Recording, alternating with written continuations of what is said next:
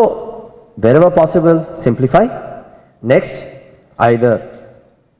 so simplify means eliminate.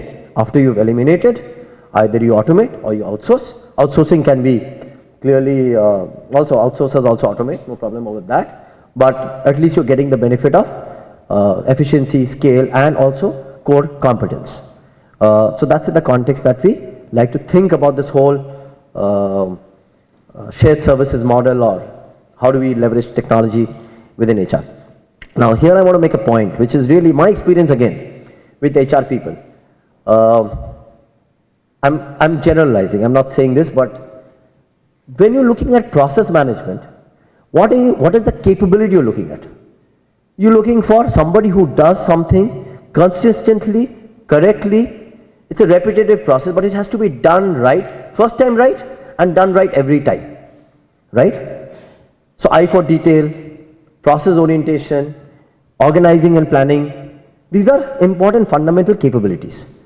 I'm not saying that people in HR don't have them, but we reward HR people, we recognize HR people for a set of different competencies, which is their ability to sense, their ability to influence, their ability to negotiate beneficial outcomes, right? They're fundamentally two different trajectories. I'm not, it's, well, again, if you're looking for God, you might find people who have all those capabilities, but fundamentally, my experience has been that this is a job which is best done by people who have this competency. So building specialization in this domain makes sense, whether through an outsourced partner or whether through automation, through technology, or putting it with the department where it probably best resides. So in our context in ICICI Prudential, we also took a decision after, apart from implementing PeopleSoft, was to put the HR shared services model, which is all the transactional part of HR, with our central operations group.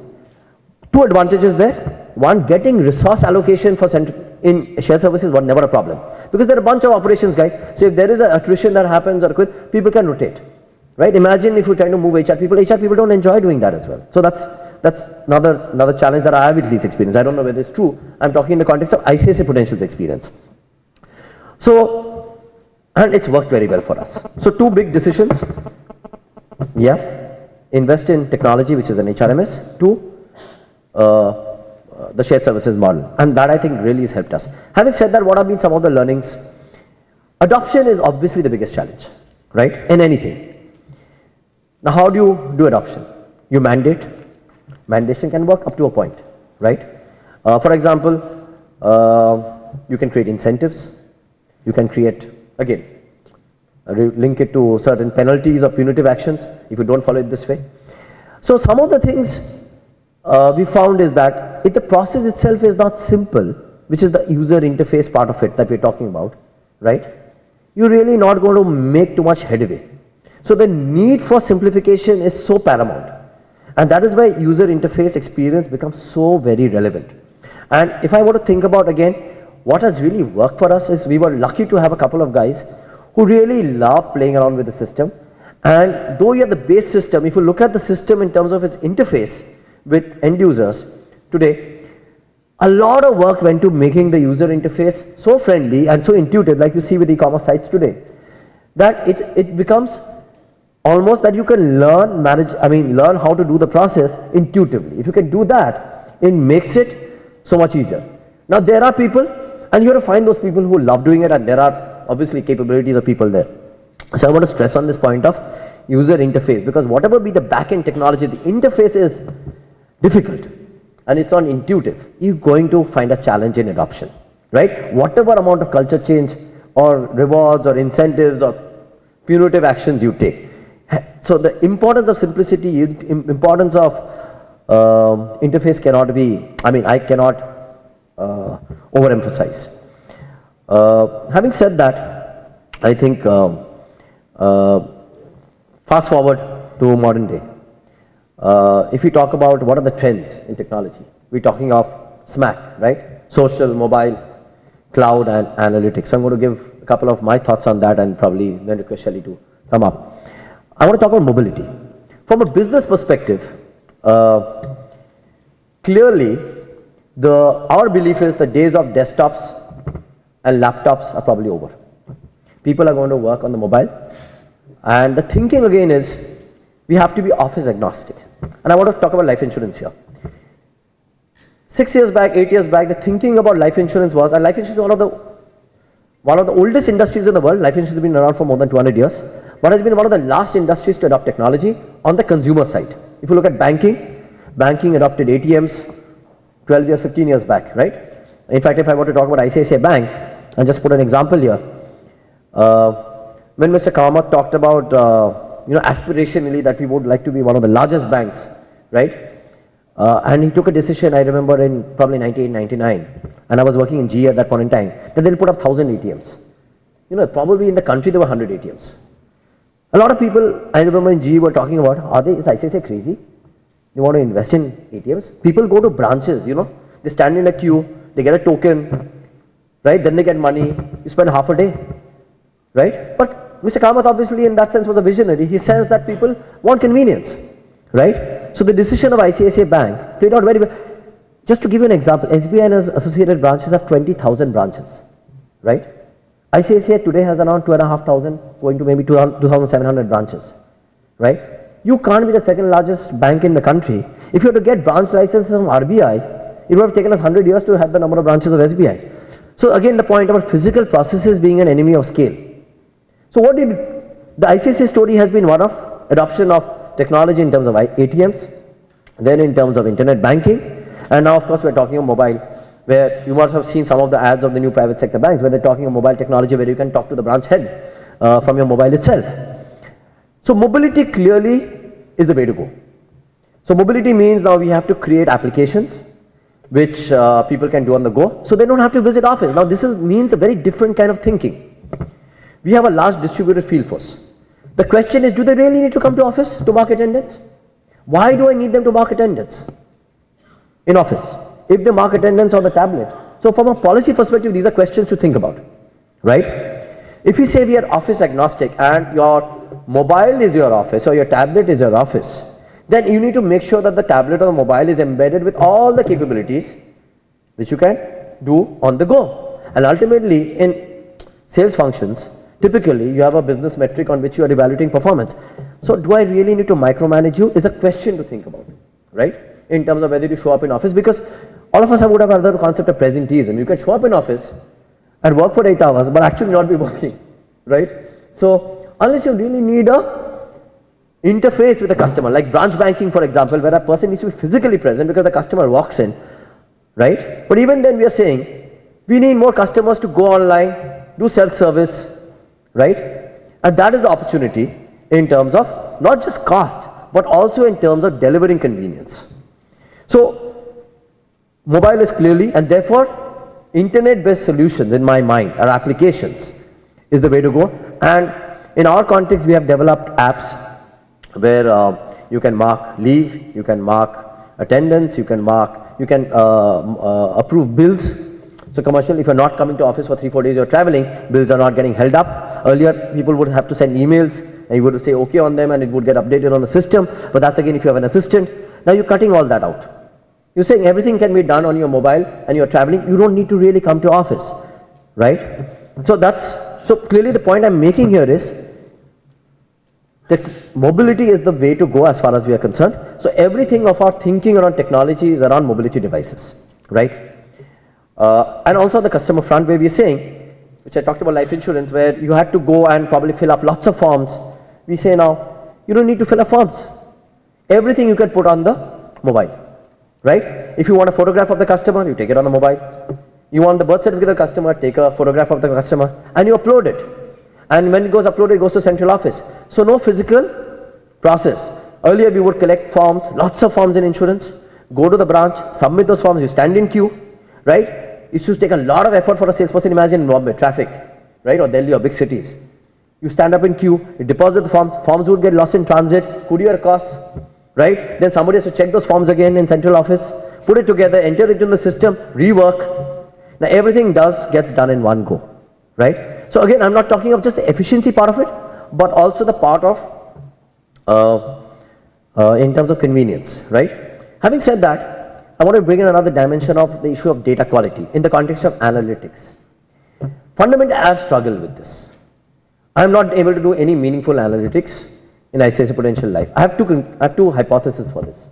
One hypothesis is that the sample data that we have is really not large enough, unlike customer data where you can do a lot of, you're talking millions of customer data to do meaningful customer analytics. One, human behavior is very complex. So if you're trying to develop an algorithm which will predict who is going to quit, when and how, I think we are stretching it when we are trying to do very small groups of people. And when you are doing small groups of people across the dispersed geography, if you have maybe 10,000 people in one location, maybe you still can present, because there is a similar kind of experience. But in my context, we have people dispersed in 500, 600 locations. So the sample data is not leading to any meaningful analytics. But the bigger issue for me is that my HR process used to run where employees, aspirants or candidates will fill up 4-page forms. Give all details. Where mother, what work she does, their father, their siblings, blood groups, the whole educational background, where they worked, lots and lots of details on the form would be there. Right? Now imagine who's putting the data in the system. A data entry operator who gets probably minimum wages.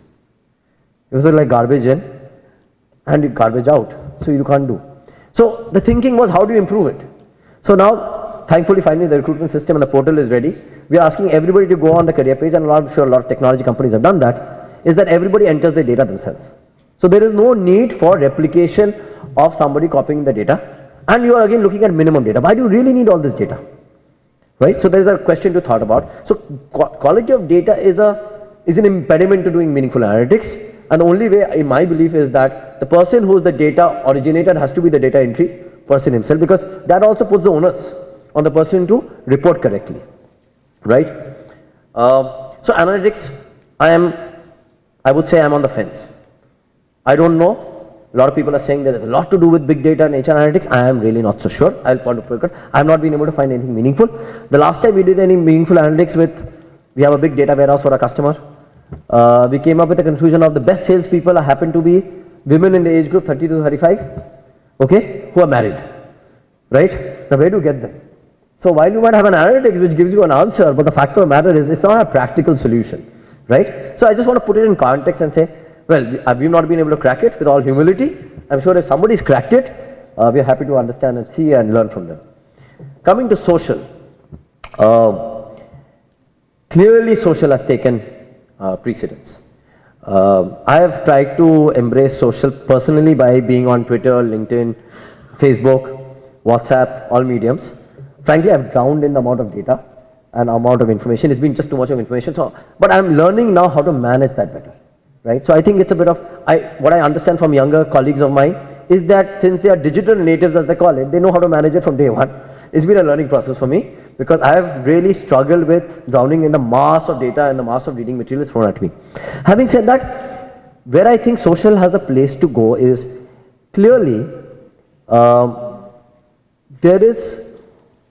it's like somebody mining what is important for you. So if you know whom to follow and you are clear about whom to follow, then somebody is actually, it's like picking up the best things you need to learn from and putting it for you, right? So whether it's on Twitter or based on Facebook. Now one criticism of that is you are getting only one kind of view, which is the view you like, right? From a social learning perspective. So that's something to think about, because ultimately if you want to develop, there has to be a plurality of our thinking in terms of diverse ideas. And if you're following only some people and you're not, so that is something you need to be careful about. I just want to put that in context. Social hiring, clearly there is an opportunity. Again, we have not been able to crack it. Whatever work we have done around trying to use Facebook or LinkedIn has really not commercially been a viable thing, right? So if I were to look at getting people to apply to me online or going to campuses and hiring directly or using job sites like Naukri or Jobs Ahead or Monster to mine data from, it's been a far easier, commercially far more viable in terms of cost per employee and the sheer ability to scale. So the challenge with social, at least as far as hiring has been, we have not been able to crack a model which can make it scale. We have not been able to crack a model which makes it commercially competitive with other modes or other channels of recruitment. I'm not saying the jury is out, but I think it will evolve. But clearly, we don't want to be the early adopters here. We would rather be followers, and we want to wait, take our time. In this context, I think there is no opportunity like today. If you want to be in business, you have to have a website. I think it's absolutely important for us to have a career site, and an intranet for employees, because at the end of the day, people like now communicating through digital medium. So from a consumer perspective, it's not that people are necessarily doing e-commerce, but a lot of research is being done online and purchase is being done offline. So necessarily, if you want your employer brand to stick out, if you want people to know about the organization, that's an opportunity. Whether you use YouTube to talk about yourself, videos of employees, videos of what happens in an organization, those are opportunities. Yes, the challenge is that, yeah, people can make anonymous tirades about you. There's a reputation risk. But look, at the end of the day, that's the larger call to take. If you want to be in a public medium, you have to be open to criticism as well as praise. It can't happen. You can't say that I want to be in the public glare and I want to build a brand, but I'm okay to I want only praise, but I don't want criticism. That is bound to come. How you manage criticism and how you manage maybe unwarranted criticism. We have some politicians who are in the public glare, we know, who are criticizing the media now, but I think that's a part of life. You have to, if you choose to be in the public glare, well, you have to also take both in your stride. So that's the bit on social I wanted to say. Cloud is interesting.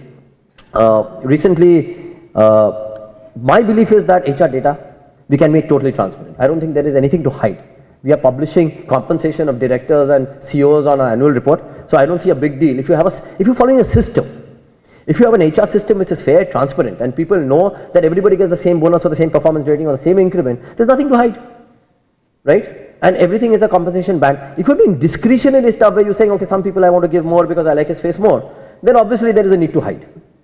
So as far as compensation data is concerned or any other data which we say is so confidential, I don't think it's an issue if you're following a system. Because if there is a system, everybody knows what the system is. There's nothing for me to hide. Everybody knows, my consultants know that, people outside know that, people know what offers that, and anyway people know.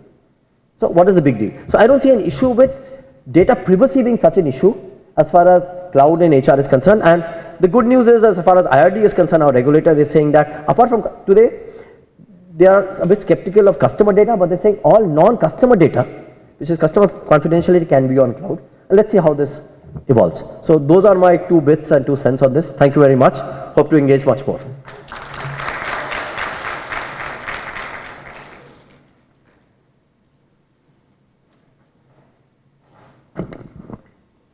Thank you, Jeet. Sorry, I have a bad throat, so you guys will have to bear with me. I'll need the presentation to be put up, please.